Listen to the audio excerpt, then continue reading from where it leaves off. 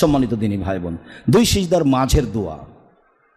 আবু হুরায়রা রাদিয়াল্লাহু তাআলা আনহু বলেন, রাসূল সাল্লাল্লাহু আলাইহি সাল্লাম বলেছেন, আল্লাহুম্মা গফিরলি ওয়ারহামনি ওয়াআফিনি ওয়ারযুকনি, অন্য একবার নেন অহদিনী, হে আল্লাহ তুমি আমাকে ক্ষমা করো, আমাকে নিরাপত্তা দাও, তুমি আমাকে মাফ করো, তুমি আমাকে রুজি দাও।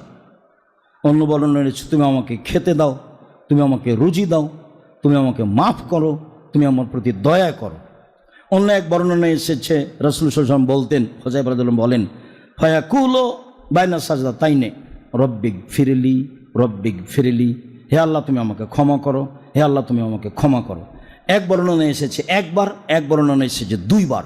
তখন বিদ্বানগণ বলতে চেয়েছেন যে যেহেতু দুইবার মানে একাধিকবার, তখন আমি দুই সিজদার মাঝে এটাও বলতে পারি, রব্বিগ ফিরলি রব্বিগ ফিরলি রব্বিগ ফিরলি, আল্লাহ তুমি আমাকে ক্ষমা করো, আল্লাহ তুমি আমাকে ক্ষমা করো, আল্লাহ তুমি আমাকে ক্ষমা করো।